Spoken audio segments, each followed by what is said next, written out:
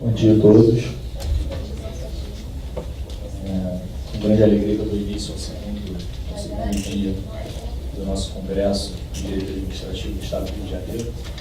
10º Congresso já, parece que foi ontem. O senhor começou a atender os nossos convites, então estamos decanos para estar sempre aqui com a gente. Bom, eu vim substituir o professor José Carlos nessa apresentação, a pedido dele, deu algumas bancas, ele que atendeu algumas bancas de defesa agora pela manhã, mas daqui a pouco deve estar conosco. E é para mim motivo de muita alegria estar aqui nessa casa, é sempre muito bom. Todo mundo que trabalha com direito administrativo, que estuda direito administrativo no Estado do Rio de Janeiro, de uma forma ou de outra, passa pela Procuradoria do Estado, interage com a Procuradoria do Estado. Isso para mim é uma alegria enorme. Eu fui estagiário aqui e trabalhei com diversos procuradores do Estado, tenho grandes amigos aqui nessa casa. E, enfim, é sempre uma satisfação muito grande poder estar aqui, ainda mais homenageando o querido professor Diogo de Figueiredo Moreira Neto. Bom, pretendo não me alongar muito, já que a gente vai começando um pouquinho depois do horário inicial. Então, passando a apresentação do professor Sérgio André. O professor Sérgio André traz para a gente um privilégio aqui da sua presença, porque é uma verdadeira testemunho ocular da história do direito administrativo fluminense. É impressionante a quantidade de informação e dados evolutivos de como o direito administrativo foi se sucedendo e se desenvolvendo no Estado do Rio de Janeiro. E o professor Sérgio André, para vocês terem uma ideia, tem uma carreira tão variada que ele foi promotor de justiça, foi desembargador federal, professor titular da UERJ, é parecerista e continua com o mesmo ímpeto juvenil de ter as ideias arejadas, de pensar para frente e de querer resolver os problemas. Não é como se fosse a primeira vez. O backup funciona muito bem. Apenas olhando os documentos históricos ali fora, nossa, aprendi tanto que, enfim, queria que vocês pudessem ter estado ali com a gente naquela conversa para aprender também. Bom, passando a palavra ao professor Sérgio André, o professor Sérgio vai hoje tratar com a gente em sua conferência inicial sobre o direito administrativo social em face da desagregação do Estado e da nação. Tá? Espero que vocês possam aproveitar muito tempo. Obrigado. Estimado professor Leonardo Coelho, meus companheiros de estudo de direito administrativo, como fundador, cofundador do IDAER e participante dos 10 congressos que realizou até agora, sempre me senti muito honrado de estar aqui presente para cansar um pouco a audiência. Mas, este ano, a essa honra soma-se uma emoção muito grande, tendo em vista que se trata de uma homenagem ao querido colega, o professor Diogo de Figueiredo Moreira Neto, com quem convivemos durante muitos anos. Em homenagem a ele, eu gostaria de ler uma parte do que escrevi no livro que está para ser divulgado, em homenagem ao professor Diogo. Dirigi-me a ele: Diogo, companheiros de velhas lutas, solidificando através dos anos fraternal amizade.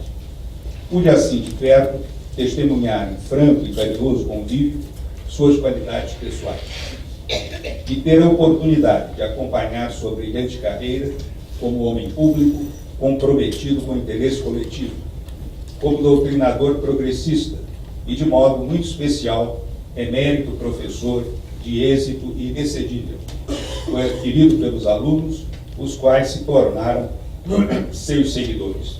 Daí ter-se formado uma escola em torno de seus ensinamentos, sempre profundos, inovadores, encantado seus adeptos com suas brilhantes lições e sua capacidade de sistematização que o fizeram um dos maiores nomes do direito administrativo.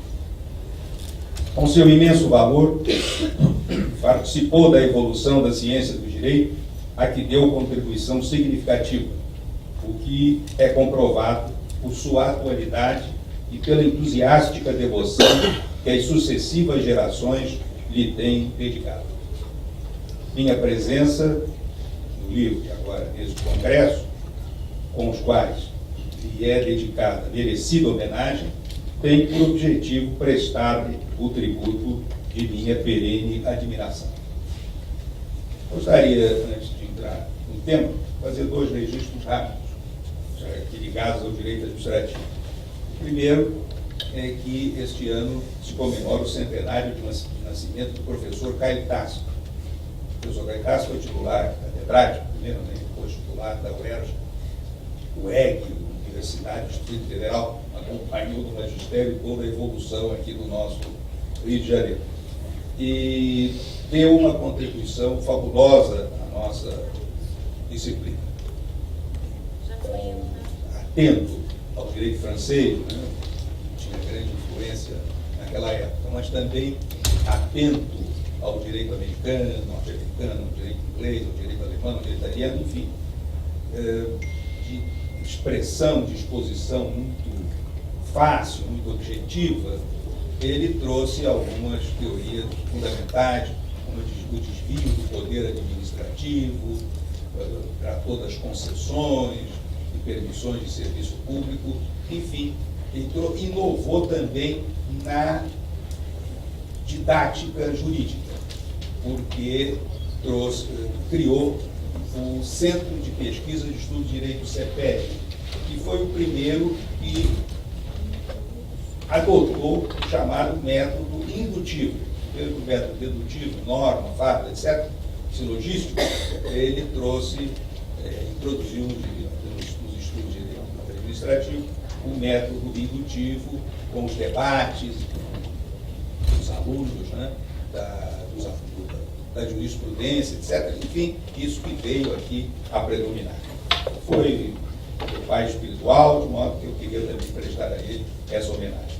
E, finalmente, estamos comemorando esse ano uma data muito importante para o direito administrativo brasileiro, porque estamos comemorando os 160 anos do primeiro livro de direito administrativo na América Latina. Foi publicado em 1857 e de autoria de Vicente Pereira do Rego, chamado Elementos do Direito Administrativo. Foi professor da Faculdade de Direito de Recife, onde, juntamente com a Faculdade de Direito de São Paulo, foi criada a cadeira de Direito Administrativo, que tinha sido criada em 1851, e logo em 1857 ele publicou esse livro. Bom, como foi anunciado, o nosso tema é sobre o direito administrativo social e a desagregação do Estado e da nação.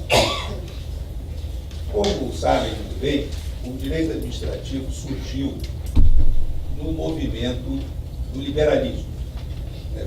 Ele é contemporâneo ao nascimento do direito constitucional.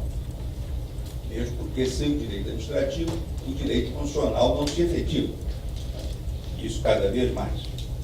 E, portanto, o que ele fez, existe até uma certidão de nascimento do direito administrativo, de 28 de fevereiro de 1800. E porque criou um primeiro órgão de controle na justiça administrativa. O começo, o embrião da justiça administrativa francesa.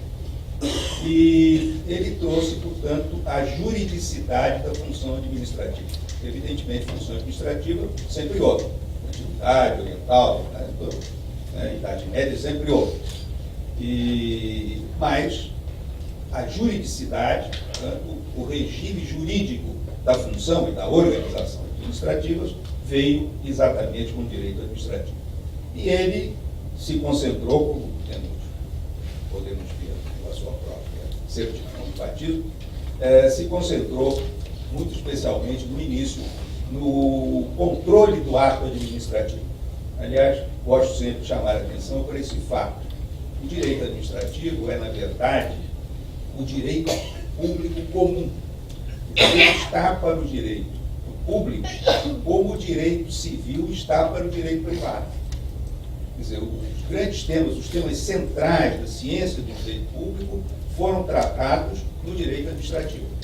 Quer dizer, no direito constitucional, Aliás, o Caio tem a sua tese também sobre o desvio do poder legislativo.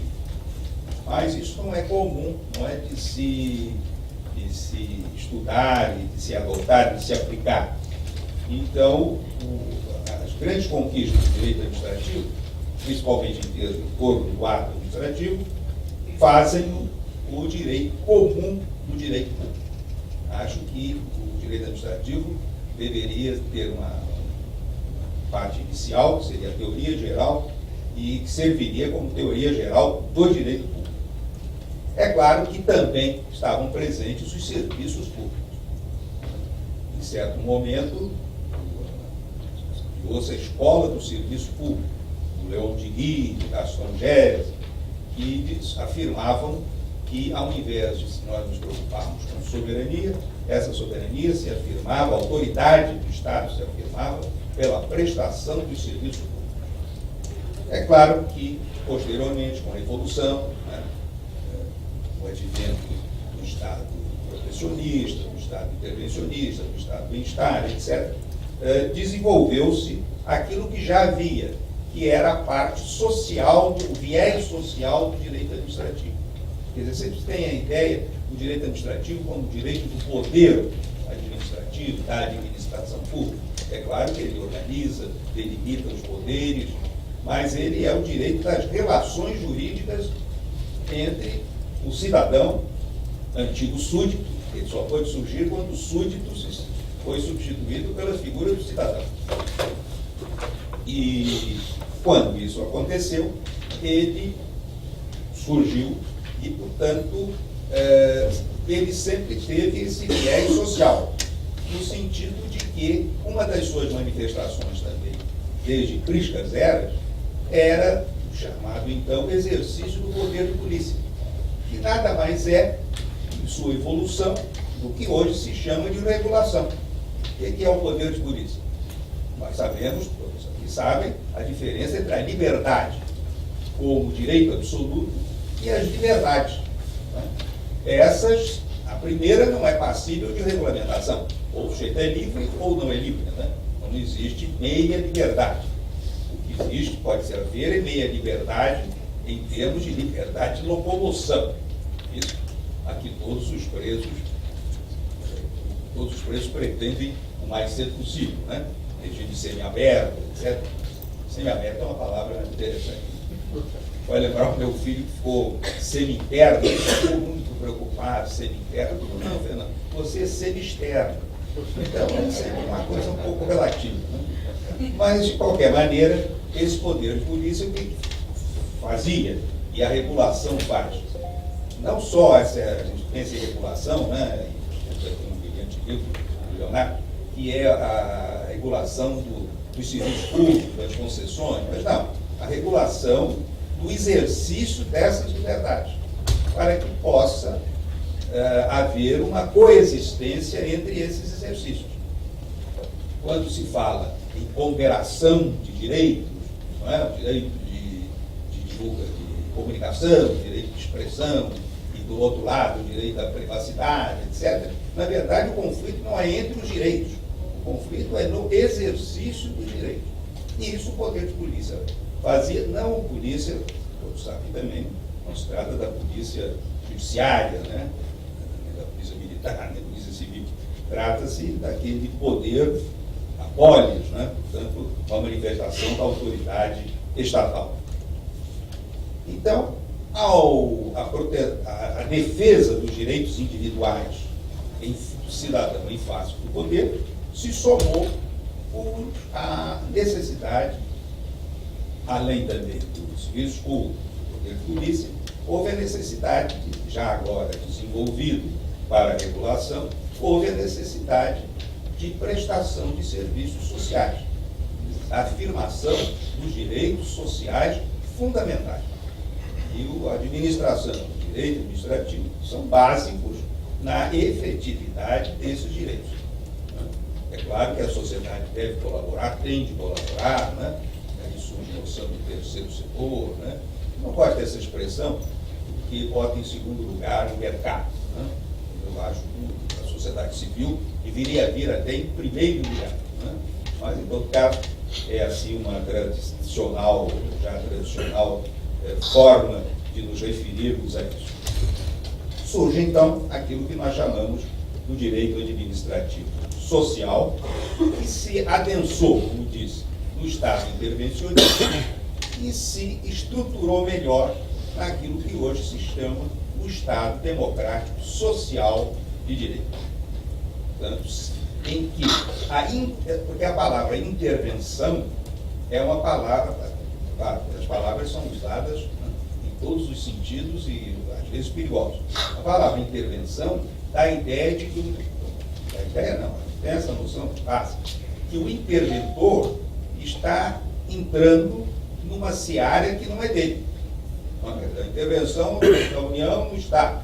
Evidentemente, aqui é uma coisa excepcional, porque quem tem que dirigir o Estado, né, tem que governar o Estado, né, o governador, enfim, os seus órgãos políticos.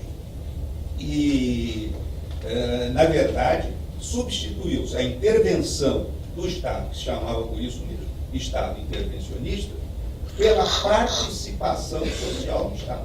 Quer dizer, o Estado, através da administração, participar da vida social, quer dizer, sair do seu castelo de poder para conviver com a sociedade, em regime de cooperação, de colaboração, isso é o direito administrativo social, isto é o Estado social de direito, e isto é a participação social do Estado.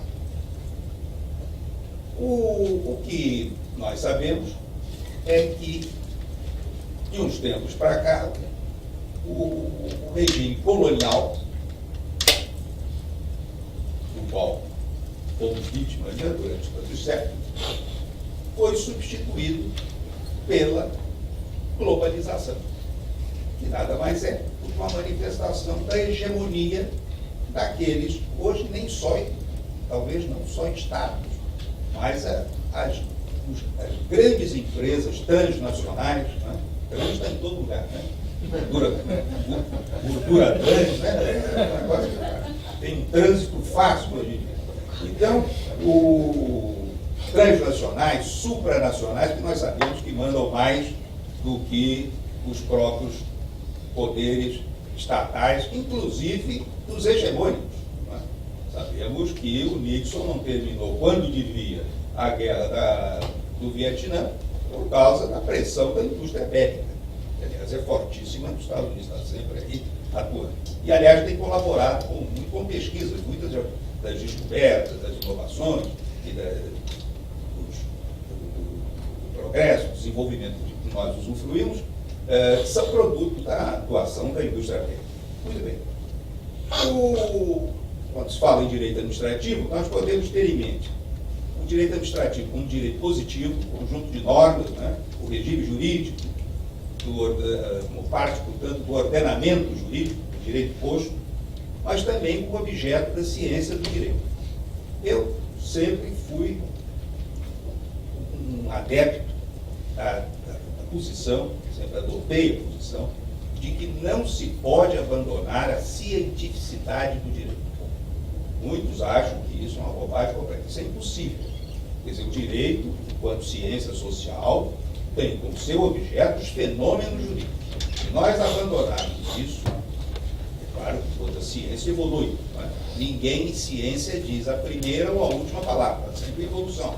A ciência do direito também. Mas não podemos abandonar essa cientificidade. Mas percebeu-se com facilidade, claro, o que sempre ocorreu, que a função administrativa, que a organização administrativa, são imbricadas necessariamente com a função e a organização política. Quer dizer, não pode haver uma grande administração, etc., se a organização política não for adequada. Não é? Se os que legislam não têm condições, ou os órgãos, o processo legislativo não serve, se o Poder Executivo também não, se o Judiciário ou se omite, ou, como hoje tende, a exorbitar até da sua função, dos limites da sua função jurisdicional, nós não podemos ter uma boa função e boa organização administrativa. E isso a Constituição percebeu com facilidade. Tanto assim que, quando trata da organização do Estado, Logo, o artigo 18 diz organização político-administrativa da República Federativa do Brasil. Portanto, a própria Constituição reconhece isso. E, é claro, se a organização é assim, também o é a função administrativa. Quando falamos em Estado, nós temos a tendência de pensar no poder governamental. O Estado é mau empresário, né? Esquecendo-se que, na verdade, nós somos o Estado somos nós.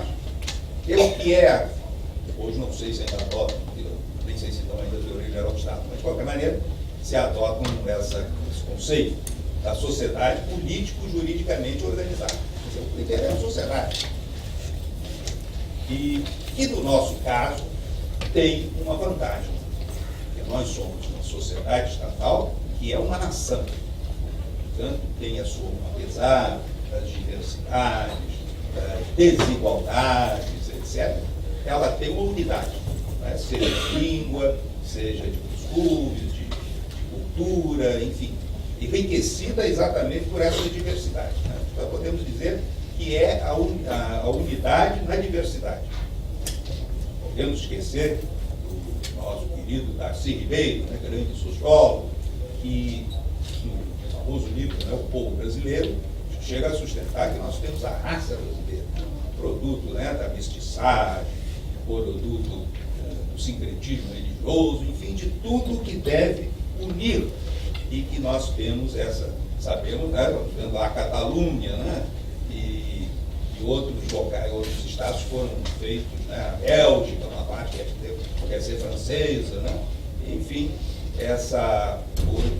não temos em profundidade, mas já se vislumbra uma forma de desnacionalização. Não só a desnacionalização pela submissão até vocabular ao estrangeiro, né, principalmente, no caso, vocabular a língua inglesa. E é interessante, porque as palavras em inglês, eu acho que o inglês tem a capacidade de reduzir, né, de resumir uma palavra, uma expressão, que nós muitas vezes temos que fazê-lo em expressar em muitas palavras, em expressões, etc. Então, mas adotando-se a palavra em inglês, parece que o problema está resolvido. Então, nós temos accountability, pronto, resolveu o problema.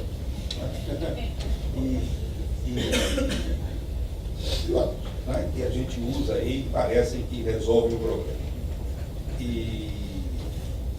Então, não só essa desnacionalização, né, desnacionalização da cultura em geral, mas eu gosto tanto de música popular, né, sempre gostei muito do Fox, né, na minha época romântica, né, dos anos 50, Frank Sinatra, peguei ainda o Big Brother, antigo. Doris Day, era uma coisa ótima. Mas tínhamos aqui, né, grandes expressões da música popular. Isso tudo cai por terra. E há essa forma de. Mas mais grave ainda é uma certa. E aí caímos, tá, nesse ponto na questão da desagregação. Quer dizer, tantos preconceitos, né? Tantas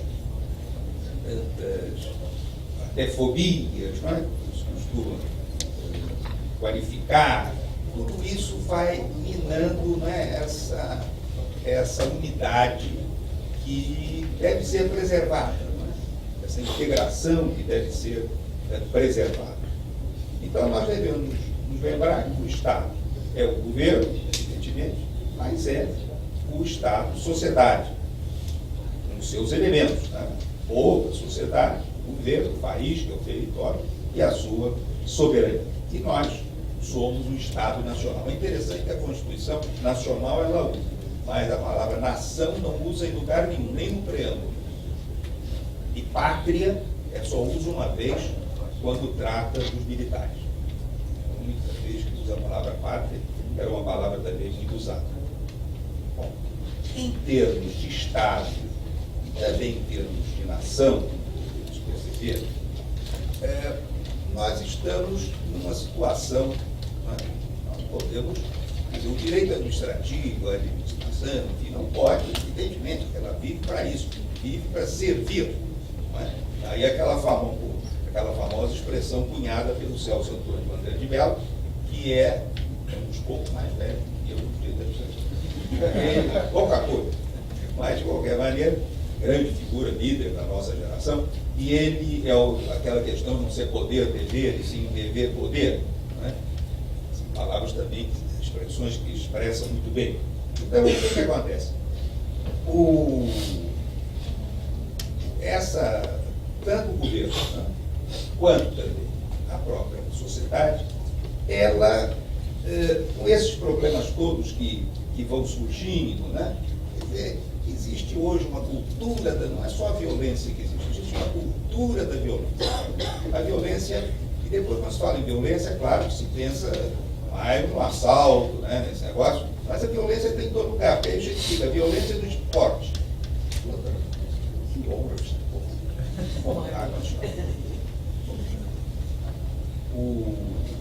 então nós temos a violência do esporte, a violência da família, a violência contra a mulher, a violência da escola. Não é?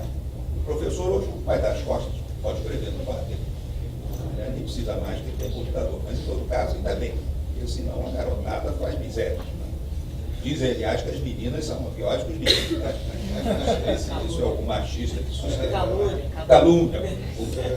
Calúnia sexual. Não, sexual não. Gênero. De gênero. Mas, então, costuma-se dizer que existem 3 fases, né, de deterioração social e governamental. A crise, que sempre bom lembrar, em latim, crises não era nem bom, nem mal, não era nada disso. Era um momento em que a pessoa, ou a entidade, enfim, tinha que decidir, um momento de decisão.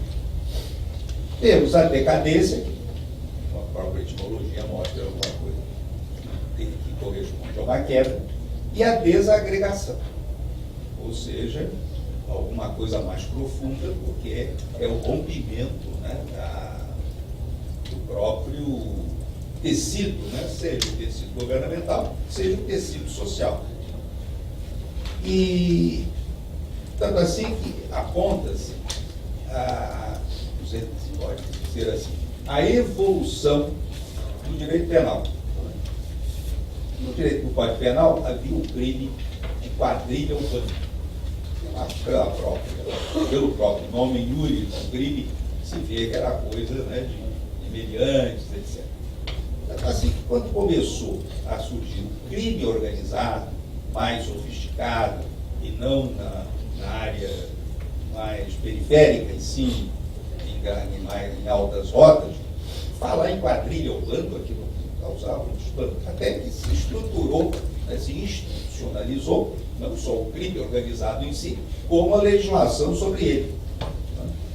E aí também houve evolução. Antes era prevaricação, peculato, era o chamado direito penal individual. Mas na medida em que surgiu o direito penal social, de modo mais abrangente, surgiu o uso mais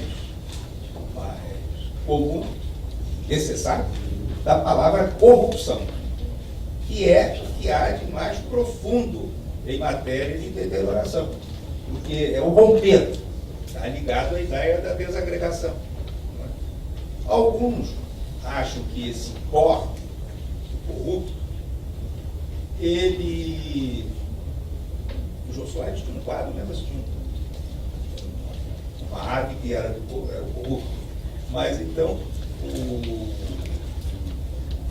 eles fizeram uma piada muito com Augusto, né?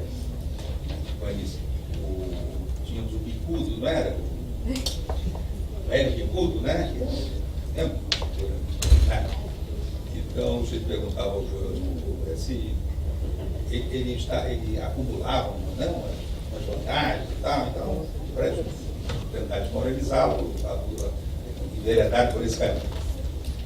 Ele, inclusive, assinou, não foi o impeachment do Collor, né? Ele é um gestor do Ministério Público de São Paulo, e ele, então se perguntava, o corrupto, o bicudo, ele era lá, aí ele dizia, não só corruptos bicudos, como há bicudos corruptos. Mas isso é uma maldade, é uma grande figura. Então, o corrupto é o que há de mais grave, a corrupção que há de mais grave nessa linha também de deterioração. Então, o que nos cabe aqui é ver qual o papel do direito administrativo, né, enfim, nesse quadro que não podemos deixar de salientar ser um quadro, enfim, preocupante, né?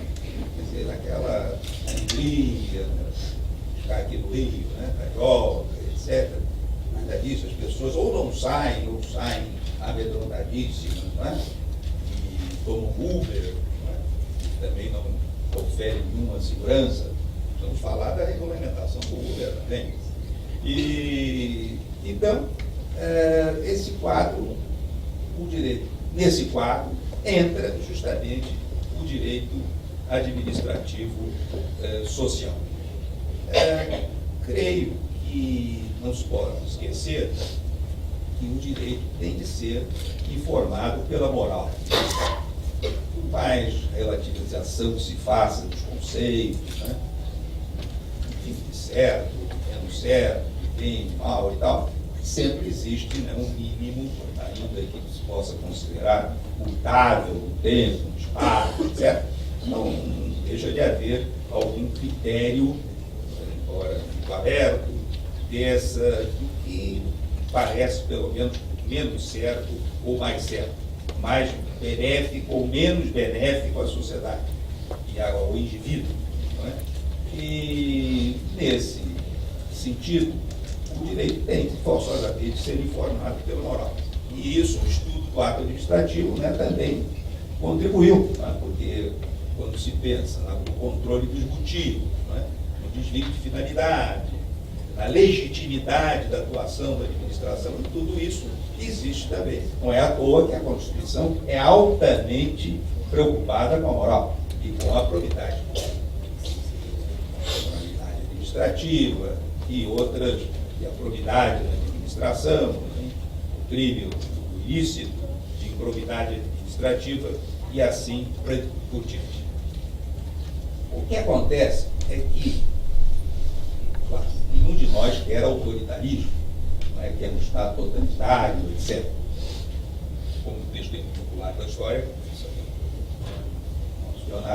eu atravessei mais de uma ditadura e de tipos diferentes. Mas, de qualquer maneira, ou ditaduras menos ostensivas. E, aliás, hoje é uma forma ditatorial que me preocupa muito, que é o pensamento único. Quer dizer, essa censura, não se pode mais, isso é muito grave, tratar nem cientificamente de certos assuntos. Sai vaiado, ovacionado no sentido de receber ovos, né? E não se pode mais usar certas palavras. Quer dizer, quando chega a esse ponto de censura, estamos perdidos, né? Porque nós pensamos com palavras, já dizia Cecília Pérez, nós pensamos com palavras. Quanto mais se usarmos as palavras, etc. Esse negócio de estímulo popular de história tem essa vantagem, mas isso não pegou isso. Mas o pai, não é? Nosso colega, ele numa época em que o debate dos assuntos era absoluto, isso na Constituição de 46, na época da Constituição de 46, era absolutamente livre. Né? Cada jornal, pela quantidade de jornais que havia, não havia essa pauta midiática, né? Concordo para isso. Né?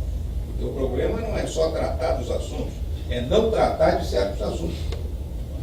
Quer dizer, o povo que ouve a Rádio Tupi, a Rádio Globo, não tem a menor ideia do desmatamento da Amazônia. O nosso governo está permitindo o desmatamento da Amazônia para favorecer a mineração, não é isso? O trabalho escravo ainda teve mais ostensividade. Não é? Agora, então, esse é o ponto que eu gostaria de tocar, que é o seguinte: com o liberalismo, né, o neoliberalismo, a globalização, essa coisa toda que nós sabemos, que voltou de modo mais sutil. Tanto assim, né, mas que em vez de desestatização, de privatização, agora é desinvestimento de ativos, que pode ser total. Interessante. Desativar todos os seus ativos. Está inteiramente passivo. E nessa situação, a administração pública não pode fazer nada. Aliás, é o que está se verificando. Sempre se verificou, sempre foi precário, saúde, tudo que se fala, educação, isso tudo. Quer dizer, o governo não tem nem, por mais que queira privatizar, ele não tem condições nem de regular, nem de controlar, nada disso, porque não tem elementos à altura para fazer isso. E na medida em que aviltar o serviço público, e que achar que o servidor público, né, é um herege, é um explorador, né, porque uma das coisas que se joga hoje é justamente com as classes. Né? Então, na Previdência Social, a gente joga o jovem contra o velho. Só o senhor está mantendo o sujeito que se aposentou com 60 anos e vai viver até 80, 90. Esquece que para viver até 90 você tem que tomar remédio permanente, não é? Fazer exames periódicos, pagar plano de saúde cada vez mais caro. Não é? A longevidade é um número. Não é? Mas eu não entendi até hoje o nosso Meirelles dizer que a reforma trabalhista vai melhorar a produção. E também a reforma da Previdência. A reforma da Previdência vai melhorar a produtividade das empresas. E uma empresa investe nada. Isso, logo que a nossa economia é uma economia financeira, não é uma economia de produção, que é o que interessa, né, para controlar a inflação. Isso agora de controle de inflação, com moeda que aumenta a Selic, diminui a Selic e joga dólar no mercado e compra dólar, isso não se sustenta há muito tempo. Bom, mas voltando, o Estado tem que ser um Estado capaz, um Estado que esteja habilitado a realizar as suas funções. O Estado nanico, né, o Estado mínimo, essa coisa toda, ele não consegue nem realizar adequadamente as suas funções liberais. Estou dizendo funções de direito social, nada disso. E o que acontece é que como administração é fundamental, né, através do incentivo, através do fomento. Né? Agora, o sujeito se manter no poder tem que comprar votos. Comprar votos hoje não é só comprar votos dando cargo, ou criando ministério ou não. Então, nós temos que cair na real, não podemos fugir desses debates. Quer dizer, um governo que põe a Previdência Social do Ministério da Fazenda não pode estar bem intencionado. Não há nada menos social do que o Ministério da Fazenda. E é por isso, interesse fiscal, superávit primário, isso é o que eles têm na cabeça. Bom, mas então, o direito administrativo, então, social, consequentemente, a administração pública, na prestação dos serviços sociais, da atuação social, se apresenta como alguma coisa, um elemento, um instrumento indispensável, absolutamente indispensável. E por isso, tem, sem abandonar o seu viés tradicional, não é? Defesa da liberdade, proteção do cidadão, dos direitos individuais, etc., nós temos que caminhar para um desenvolvimento cada vez maior da atuação social do Estado. E aí surge, então, a parte, né, o capítulo do ato administrativo, ao capítulo dos serviços públicos, nós vamos ter esse outro, temos que desenvolver esse outro. E nessa parte, certamente, eu gosto sempre de citar, em matéria, esquecendo, de privatizações, etc., as palavras do ministro Bresser Pereira, que disse o seguinte numa entrevista em 1997, portanto, há 20 anos atrás, disse o seguinte: isso foi a propósito da criação das organizações sociais. Quando se trata de serviços públicos, serviços sociais, serviços científicos, como hospitais, universidades, escolas, museus, não sei por que botou aqui jardim zoológico, mas em todo caso, orquestras sinfônicas, áreas muito importantes em que o Estado tem a obrigação de financiar, mas nenhuma razão para dirigir diretamente. Quer dizer, financiar o particular a prestar um mau serviço. Criam-se as entidades públicas não estatais. Lembra-se que o programa de esse negócio de organização social significava a privatização do social. Privatizou-se a economia, vamos privatizar o social, dentro dessas palavras aqui. Agora é que vem um pedaço curioso. Aqui no Brasil, essas entidades públicas não estatais, assim, esse programa de privatização do social, lembra disso? Chamava programa de publicização, quer dizer, um cinismo total. Mas aí dizia, aqui no Brasil, estamos chamando de organizações sociais. Na Inglaterra, foram chamadas de quando? Talvez a razão daí o jardim zoológico. Deve ser alguma coisa, alguma espécie animal. Mas não é. Era coisa non-governmental organization. Então ele diz, é uma organização quase não governamental. Em matéria científica, alguma coisa que quase não é de uma precisão absoluta. Bom, mas então surgiu quer dizer, sempre houve a chamada política pública. Sempre houve. Evidentemente, posso sempre citar também aqui um trecho do Adilmar Vanier, que dizia o seguinte na sua introdução à ciência das finanças: uma ciência social aplicada dá lugar a uma ou mais políticas, isto é, diretrizes sociais concretizadas numa série de medidas práticas. Através das medidas adotadas, segundo o conhecimento teórico de seus efeitos, cada política busca alcançar determinado alvo, criando doutrinas. A ciência das finanças, está falando da política financeira e tributária, entendida como disciplina ontológica, não aprova e nem desaprova. Não é moral nem imoral, mas amoral. Diz o que é e por que é. Já a política financeira se inspira em objetivos morais e políticos, objetivos democráticos, de saúde pública, morais, etc. Nivelamento de classes, recuperação da prosperidade, estatui o que deve ser e comporta uma técnica de arte de como fazer. E aí destaca aqui a diferença de inglês de politics e policy. Bom, mas de qualquer maneira, sempre houve. O que me parece que, quando se hoje fala-se tanto em política pública, que é importante, porque ela é um instrumento de planejamento, né, de institucionalização, de orientação, de fixação de metas, de meios, etc.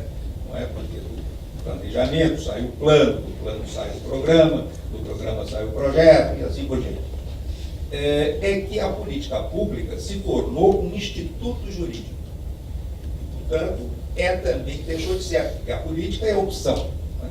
Aliás, antigamente se falava, quando o Supremo não tinha esses entreveros com o Congresso, dizia-se que o Supremo, ele dizia, né, que o Supremo não entrava naquilo que se chamava de questões exclusivamente políticas. Né? Claro que existem questões que são exclusivamente políticas, né? Desde que não contrarie o direito, enfim, não agridam princípios e assim por diante, como nós sabemos. A política pública sempre houve. Política no sentido das grandes opções, né? da escolha de alternativas que existem para solucionar os problemas sociais e governamentais. Mas hoje ela é dotada de juridicidade. Portanto, podemos dizer que, como Instituto do Direito Administrativo, ao lado do ato administrativo, ao lado do serviço público, ao lado do projeto nacional, né? E senão nós ficamos como sempre ficamos. Né? Bom, o que nós está dando dinheiro? É soja. Então, vamos plantar soja de todo lado. E viramos exportando soja e metal. A Vale do Rio Doce, como nós sabemos, foi criminosamente privatizada. Diz o professor Celso Antônio que a Vale do Rio Doce era como se nós tivéssemos um baú cheio de joias, cujo valor nós sabíamos que era coisa preciosíssima, mas não sabíamos o valor. Estavam dentro de um baú. O baú nós sabíamos qual era o valor. Então nós vendemos todas essas joias simplesmente ou unicamente pelo preço do baú. Então, deu a privatização da Vale do Rio Doce. Então, nós viramos exportadores, isso é interessante, né? Em vez de matérias-primas, então, fala-se em commodities, aquele negócio do inglês. Resolveu o problema. Somos exportadores de commodities, então nós ficamos acomodados e não nos preocupamos mais.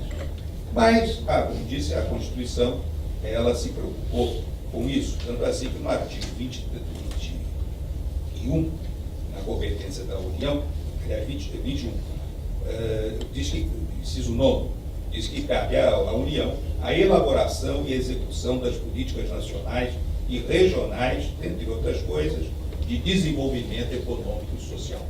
Portanto, aí está, entre outras coisas que são tópicas, né?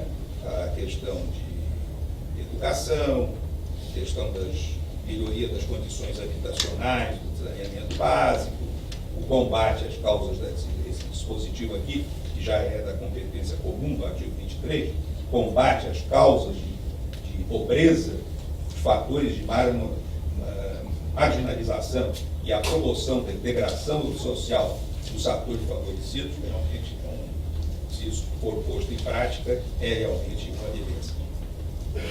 E, então, com a política pública como instituto jurídico, faz com que ela tenha uma eficácia jurídica. Evidentemente, a sua eficácia social, porque para isso é que ela existe. Mas uma eficácia jurídica. O que leva a que a dissonância entre a ação governamental e a política, né, o plano que foi elaborado, enfim, isso seja passível de invalidação. Esses atos que contrariam sejam passíveis de invalidação. E isso também nos leva, então, daí o que é muito comum, né? O desvio de poder, além da opção, é claro, na efetivação da política pública, da execução da política pública, o desvio de poder, né? Em relação aos motivos, ao objeto, etc. Tudo isso, é claro, que é ao lado do controle da eficiência, da eficácia e da legitimidade. E isso leva também, sendo um instituto jurídico, e diante disso tudo, que se tenha o controle judicial da política pública. Não só da execução, mas da própria elaboração. Porque alguma coisa que contrarie completamente. Se nós formos passar, né, toda a Constituição, já tão desfigurada pelas emendas, né, veja, daí por diante a coisa está se desfigurando cada vez mais, e nós verificamos que o que está sendo posto em prática, o que tem sido feito, é inteiramente ilícito, porque é contrário à principiologia, a normas, não é? Enfim, a tudo que se possa pensar em matéria de conteúdo constitucional. O risco, sempre gosto de salientar, é que a política pública não se torne um instrumento de dirigismo social. Porque quando se estuda planejamento, planificação, economia planificada, centralizada, cai-se ou chega-se ao dirigir. Né? E não nos esquecermos de que a própria doutrina da segurança nacional tinha como um dos elementos a consecução daquilo que se chamavam os objetivos sociais permanentes. Então, tem de ser alguma coisa que não queira dirigir, não é? Queira contrariar a liberdade de iniciativa, rígida, é claro, a liberdade individual, a liberdade da educação, não é? Uma educação muito regulada, né? Ela pode ser altamente deletéria, né? Falar em ditadura, do tempo que eu estava da escola, todo livro primário, todo caderno de colégio tinha fotografia do Getúlio, com crianças no colo, afagando as crianças, etc. E então é não se trair desse dirigir. Mas enfim, os que aqui estão, jovens há mais tempo, muito jovens, vocês aqui estão em condições de estudante de direito administrativo, como vejo que estão fazendo, ter condições de contribuir, como advogados, como professores, como magistrados, como homens e mulheres de empresa, enfim, do setor social, do setor governamental, dos vários segmentos, têm condições, evidentemente, de contribuir para que isso tudo aconteça, para que as políticas públicas, enfim, sejam direcionadas e executadas adequadamente. É claro que a participação social é fundamental, né? Além do controle judicial, o controle social. Mas tudo isso é um pouco mais complexo. As reformas são imprescindíveis, né? Reforma política, reforma tributária, tudo isso que se fala, reforma agrária, reforma urbana, tudo isso que se fala tantos anos e que tem derrubado governos. Não é? É interessante que as políticas públicas perversas, essas sustentam o governo. As políticas que tentam implantar uma política pública favorável à sociedade, aí é deposto de alguma forma. E isso tudo, é claro, preparando as novas gerações para que elas tenham um futuro, presente, por isso, melhor do que os nossos. Falemos das redes sociais, não para difundir, né? Pedofilia, exibicionismo, hoje a cultura do bizarro, do sensacional, né? Quanto mais estrambótico, não é, mais sucesso faz, isso tudo vai minando a sociedade, reflete-se no governo, etc. Vamos ver, não temos tantas esperanças, né, com a próxima eleição, mas sempre é um momento em que a gente pode exercer o nosso direito, um dos direitos mais importantes da cidadania, e ter otimismo, né? Porque temos que, apesar de todos esses problemas, não termos aquilo que o nosso Nelson Rodrigues chamava de complexo de vira-lata. Né? Temos esperança e temos certeza de que aquelas qualidades, aquelas potencialidades que o Darcy Ribeiro tanto apregoava, como citei há pouco, elas sejam canalizadas e sejam utilizadas para que, enfim, o bem comum nacional seja atingido. Muito obrigado pela paciência.